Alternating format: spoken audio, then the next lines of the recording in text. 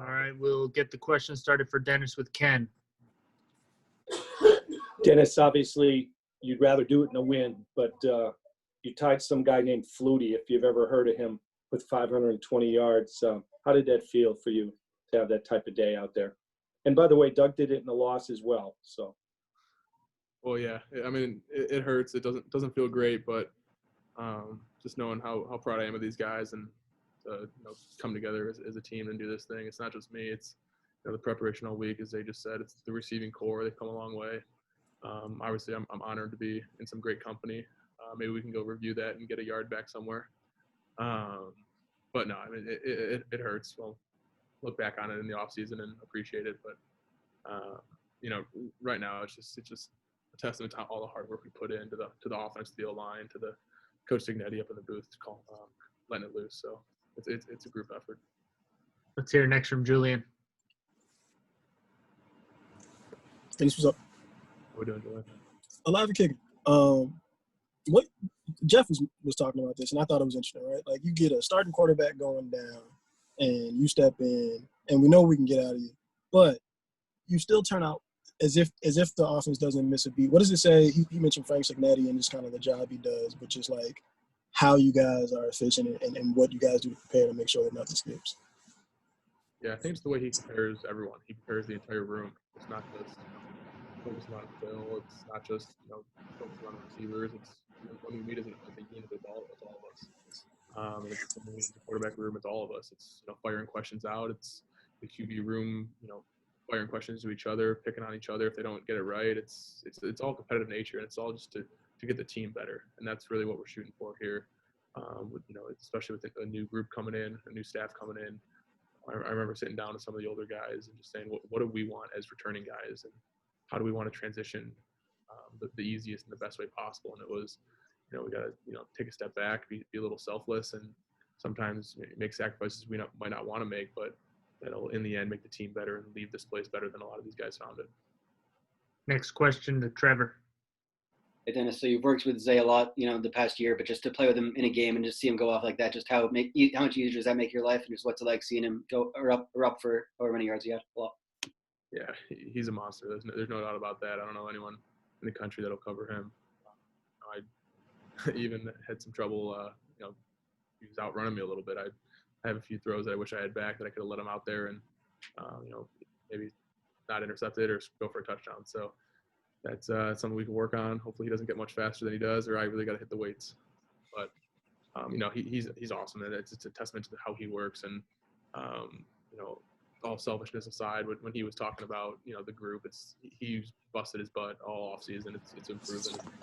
He's doing that extra mile during off season or during the quarantine, and he's out, getting the reps when he can. He deserves all the numbers and all the praise he's going to get, and he's only going up from here. Let's hear from Rich. Hi, Dennis. Did Coach Signetti see anything in the Virginia secondary that you could beat him with the home run ball today? Yeah, I mean, we saw, some parts of their defense that we thought we could overcome. And, I don't know if it was more so their secondary as it was, our receivers, and kind of the culmination of everything the year that's gone out, and just, kind of the mindset going in was, what do we got to lose at this point? Let it, leave all the bullets out of the chamber, let it fly, and whatever happens, happens. And the receivers obviously were really pumped about that, and they stepped up, and it makes my job a heck of a lot easier when you got 4 or 5 or 6 receivers that are doing their jobs, and it just they're always open. I just gotta make the right read and put it on them. So it makes my life easier. But that's just a testament to the receivers and kind of the scheme that we have that'll just let it loose. Got time for 2 more. We'll start with Andy. Dennis, you've been around the program for quite a while now. You've seen a lot of guys come and go. What is it about this team that really makes you guys feel like you say you're proud of this team? You guys have been here since June. It's 6-5 record, but it's a lot more than that. What makes you proud about this team? Yeah. Easy to say that I'm proud of, the adversity that we've overcome, but everyone in the country's had to do that. What really makes me proud is just seeing the work and how far we've come, and seeing how, like I mentioned earlier, the transition and how seamless that was. And just, I don't know, I kind of mentioned that earlier in the week or last week. I thought that just some of these guys have come so far. I mean, just take Zay for an example. Just didn't really utilize him. Didn't really play to his skill set per se. And it'd have been easy for him to go in the dumps or say, hey, I'm out of here. Let's go somewhere that's going to use me. But it's the togetherness. It's sticking together. It's just growing as a unit. And it's going out and just playing your butts off every week and loving the guy next to you and loving going out and competing. Our last question from Julian.